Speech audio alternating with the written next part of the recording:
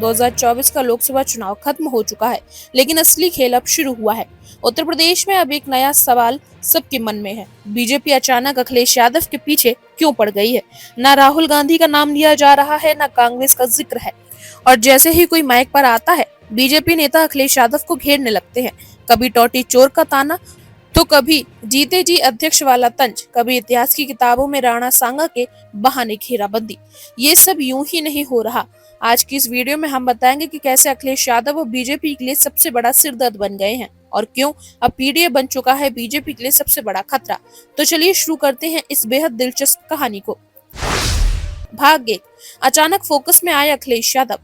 देखिए दोस्तों, जब तक एक पार्टी के नेता एक ही व्यक्ति को निशाने पर लेंगे तो समझ लीजिए वो शख्स उनके लिए खतरा बन चुका है। यही हो रहा है अखिलेश यादव के साथ। रेखा गुप्ता जो हाल ही में दिल्ली की मुख्यमंत्री बनी है, उन्होंने अपनी पहली पब्लिक बयानबाजी में जिस तरह अखिलेश यादव को टोटी चोर कहकर हमला बोला, वो बताता है कि ये एक सोची समझी रणनीति है। आप सोचिए, दिल्ली की सीएम का काम दिल्ली की बातें करना होना चाहिए, लेकिन रेखा गुप्ता सीधे यूपी में उतर जाती हैं। क्यों? क्योंकि बीजेपी को पता है 2024 में अखिलेश यादव ने ऐसा धक्का मारा है कि उत्तर प्रदेश में पार्टी की नींव हिल गई है। केंद्रीय मंत्री तक ने चुप्पी साध ली, लेकिन रेखा गुप्ता ने खुलकर मैदान में उतरकर हमला बोला। और इसी कड़ी में आए यूपी के डिप्टी सीएम केशव प्रसाद मौर्य, जिन्होंने कह दिया अखिलेश यादव तब तक सपा के अध्यक्ष रहेंगे जब तक वो जीवित हैं। अब ये बात सुनने में मजाक जैसी लग रही है, लेकिन ये व्यंग नहीं, रणनीति है। भाग 2, क्यों बीजेपी अखिलेश को ही टारगेट कर रही है? अब सवाल ये है, बीजेपी को अखिलेश से अचानक क्यों डर लगने लगा? जवाब है पीडीए, यानी पिछड़ा दलित और अल्पसंख्यक। 2024 लोकसभा में यूपी की 80 सीटों में से बीजेपी महज 30-35 के आसपास सिमट गई, जबकि समाजवादी पार्टी ने रिकॉर्ड तोड़ते हुए 30+ सीटें जीत ली। इतना ही नहीं, समाजवादी पार्टी अब लोकसभा में तीसरी बार बड़ी पार्टी बनकर उभरी है। और ये सब हुआ है सिर्फ एक मंत्र से, पीडीए का मंत्र। अखिलेश यादव ने पूरे चुनाव में कहीं भी ज्यादा शब्दों पर बहस नहीं की, सिर्फ एक लाइन, हम पीडीए के हैं और हमें बार बार दबाया गया है। यही लाइन लोगों के दिल में उतर गई। जिन्हें लगता था कि राजनीति में हमेशा वही लोग हावी होते हैं जो ऊंची जातियों से आते हैं, उन्हें लगा कि अखिलेश यादव एक पीडीए के प्रतिनिधि है और उसे बार बार टारगेट किया जाता है। भाग 3, पीडीए से क्यों डर रही है बीजेपी? देखिए, बीजेपी की ताकत रही है हिंदुत्व प्लस विकास प्लस जातीय संतुलन, लेकिन पीडीए ने इस संतुलन को बिगाड़ दिया है। पीडीए यानी 60 से 65% आबादी का प्रतिनिधित्व। अगर ये वोट एक साथ आए तो कोई भी सत्ता में नहीं टिक सकता, और यही बीजेपी को डरा रहा है। ऊपर से बीजेपी को अब ये भी लगने लगा है कि पीडीए का चेहरा अब सिर्फ कागजी नहीं रह गया, वो जमीन पर उतर गया है। अखिलेश यादव ने जिस तरह से अपनी छवि को एक पीड़ित पीडीए नेता के रूप में स्थापित किया, वो अद्भुत है। लेकिन रेखा गुप्ता ने उन्हें टोटी चोर कहा तो अखिलेश ने कोई गाली या तंज नहीं दिया, बल्कि सिर्फ इतना कहा, हम पीडीए हैं इसलिए हमें चोर कहा जा रहा है। बस इतना कहना था। लाखों वोटर को ये लगा कि हाँ, हमारे साथ भी ऐसा ही होता है। भाग 4, बीजेपी की नई रणनीति और अखिलेश यादव की नई चाल। बीजेपी अब इस नुकसान को पहचान चुकी है। 2027 में यूपी विधानसभा चुनाव है और बीजेपी नहीं चाहती कि पीडीए का यह प्रभाव और बढ़े।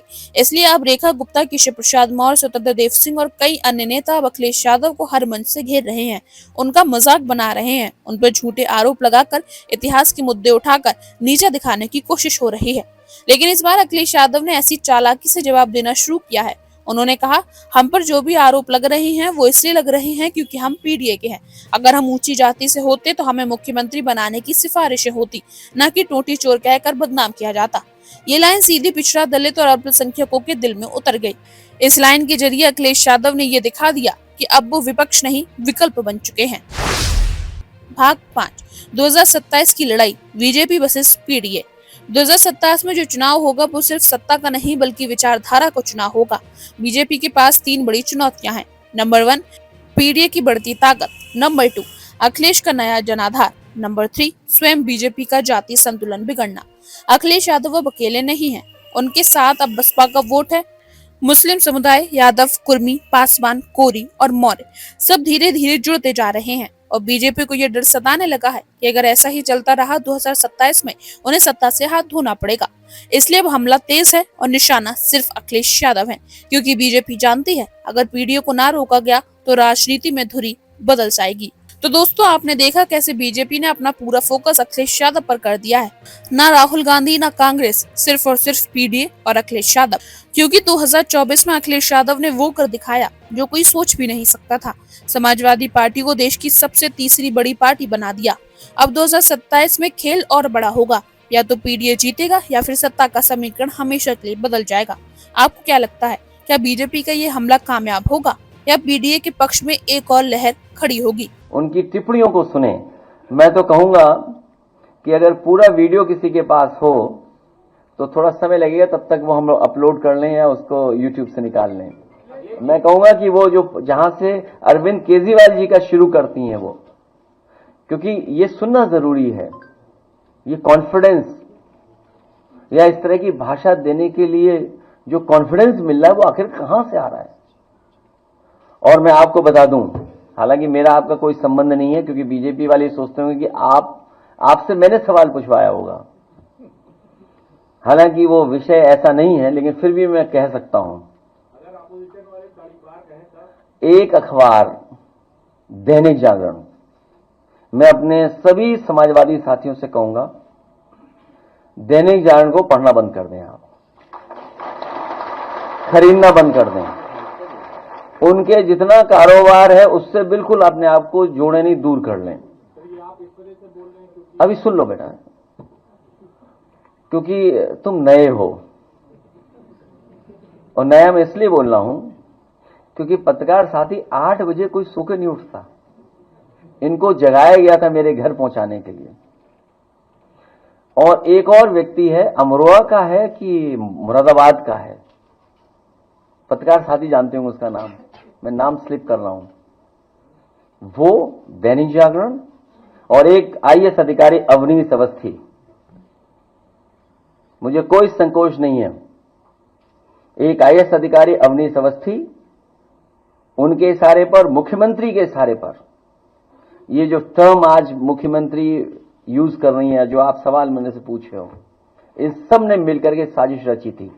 और ये पीडीए परिवार के लिए कोई नई चीज नहीं है, इनको अपमानित होना ही पड़ता है। कोई ऐसा पीडीए परिवार का यहां बैठा ये नहीं कह सकता है कि समाज में कभी न कभी वो अपमानित न हुआ हो। उन्हें अपमानित होना ही पड़ता है। ये हम लोगों की लंबी लड़ाई है। और एक कोई मनु गड़बड़ आए थे, उन्होंने ये व्यवस्था की जिसकी वजह से हमें आज भी अपमानित होना पड़ रहा है। तो ये मनु महाराज गड़बड़ कर गए, जिसकी वजह से आज भी हम लोगों को अपमानित होना पड़ रहा है। और आप हमसे जुड़े रहने के लिए सब्सक्राइब करें YouTube पर, फॉलो करें Twitter पर और लाइक करें Facebook पर। और ज्यादा जानकारी के लिए आपको टाइप करना होगा सिर्फ न्यूज नशा।